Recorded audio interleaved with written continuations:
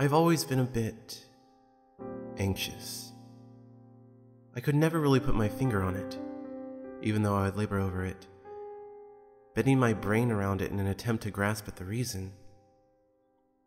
I had always believed that something would happen, something completely awful, but nothing ever did happen. I think that was, and still is by far the worst part. Expecting death and never finding it is a horrible thing, because I know I can't trust myself anymore. How can I trust what reality is when the human psyche is so fragile, so easily broken or corrupted, that even a minor suggestion can play a huge role in shaping one's beliefs? And so, I have to tell this tale. I'm not sure if I'm just flat out crazy at this point, but saying something about what I've done is the only way to relieve the feeling that all of my suffering only exists inside of me. My name is Dan. I only recently turned 23, and I live in a shabby first-floor apartment near the city limits of Chicago. I'm half convinced that the living conditions in here are too low for even the cockroaches that outnumber the people about 100 to 1. My landlord is a bald, vain, and narcissistic bastard who couldn't even bother to fix the fact that the mailboxes out front are obviously hanging to the left quite considerably.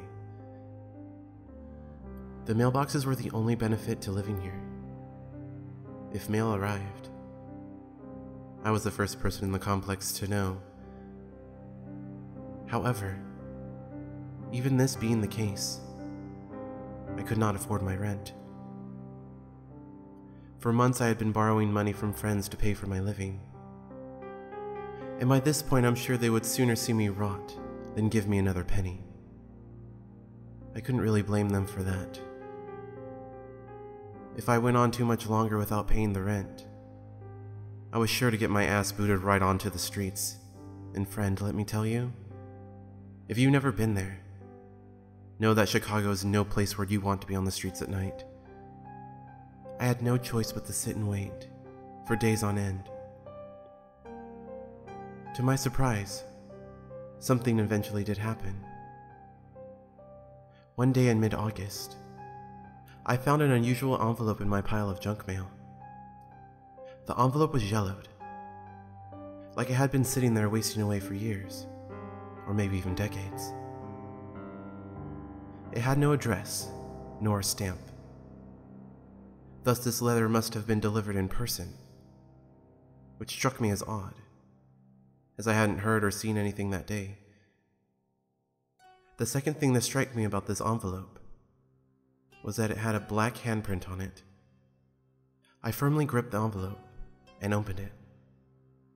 After all, it wouldn't be right for me to ignore a letter somebody had went through the trouble of delivering in person, would it?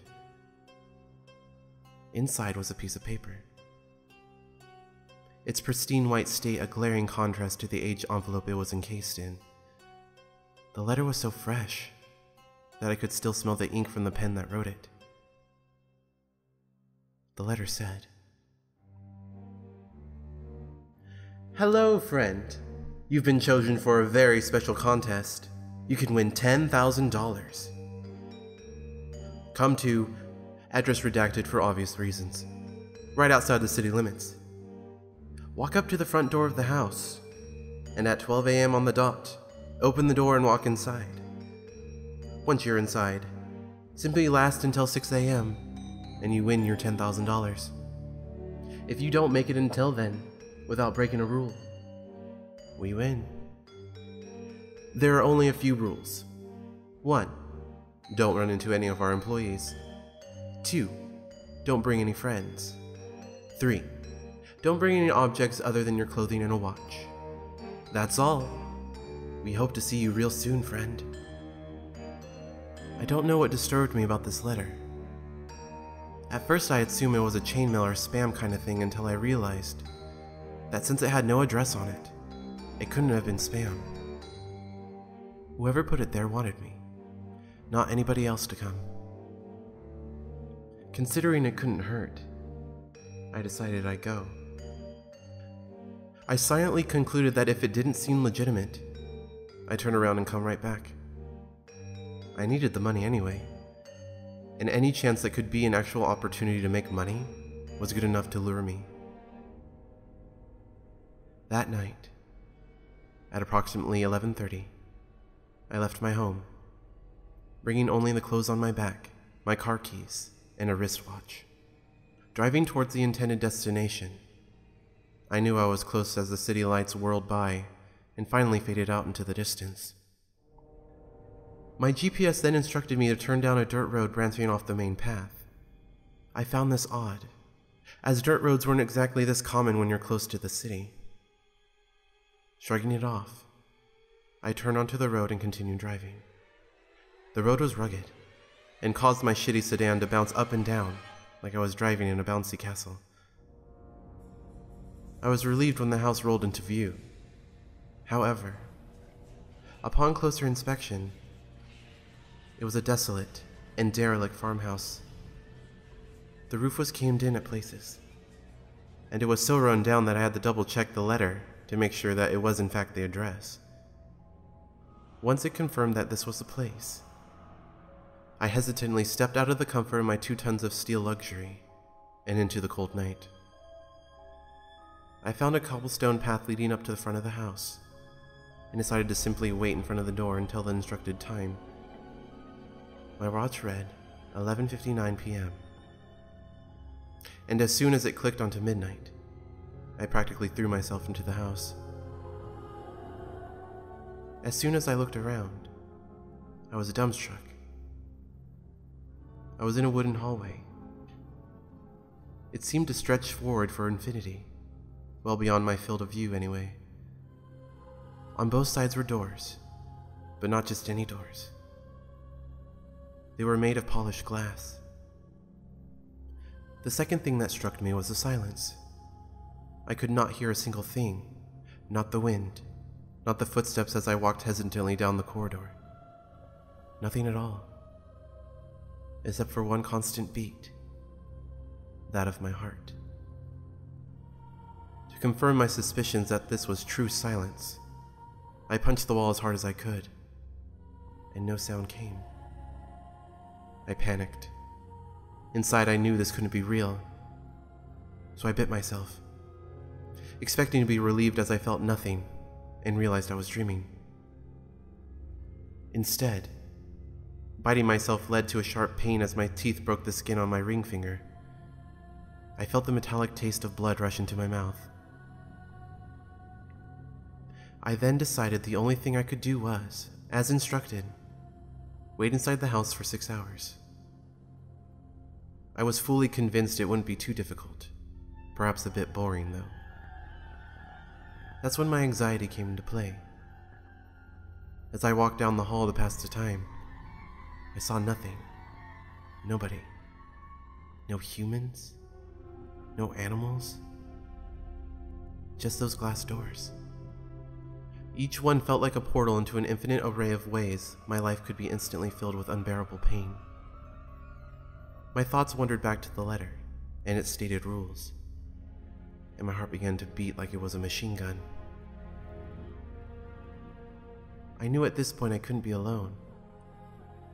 To test this, I decided to sit around for a while to see if anyone would come my way.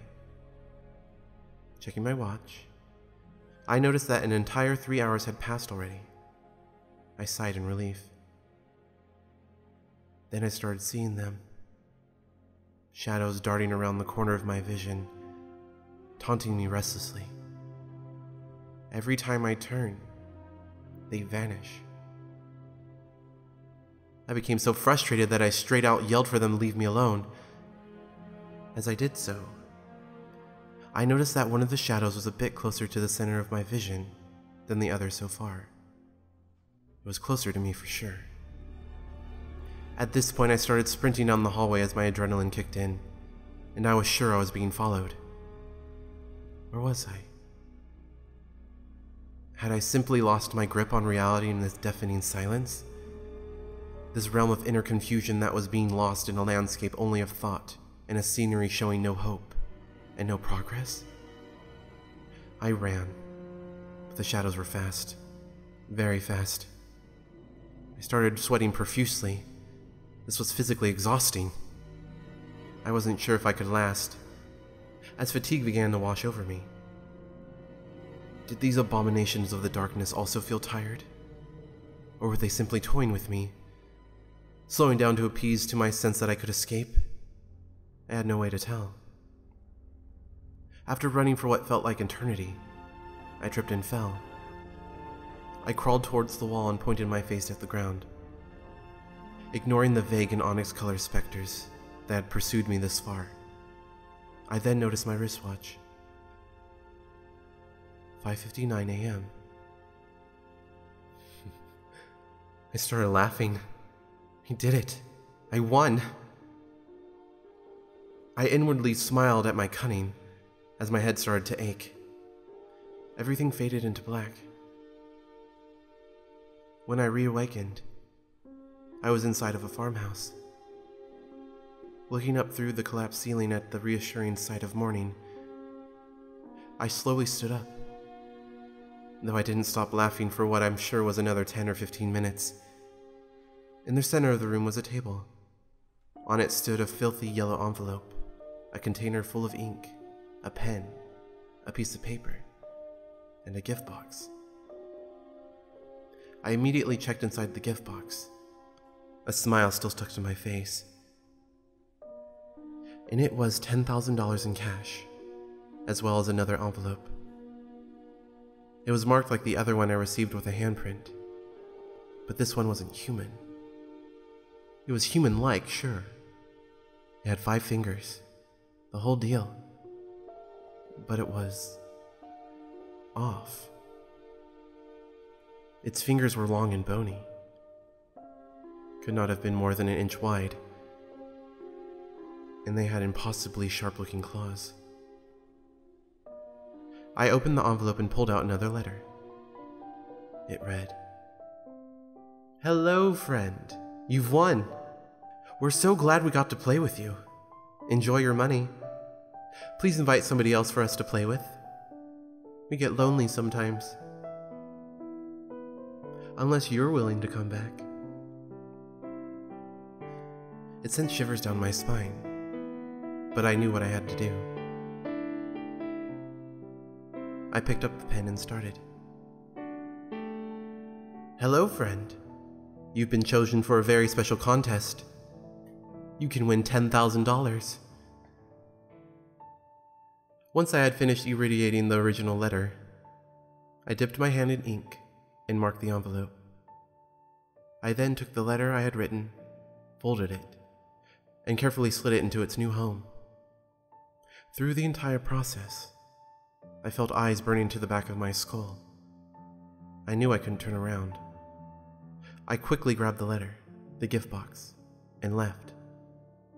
Reality's grip reassured me as the city lights came into view.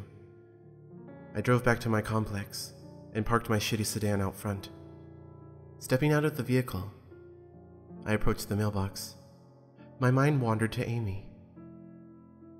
She was my neighbor, living in the apartment across from mine, and I heard she had been having trouble paying her rent. I opened the mailbox and quickly slid the letter inside, closing it quietly. Then I returned into my apartment and returned to life as usual, paying off my rent and such. It came as no surprise to me when a few nights later, the local news reporter stated, "The police found the body of Amy Thompson inside an abandoned farmhouse right outside the city. Her throat had been clawed through by what appeared to be very sharp claws. The police claims it's all been the makings of an animal attack, as the body had parts devoured sloppily, and some limbs appeared to have been dragged off."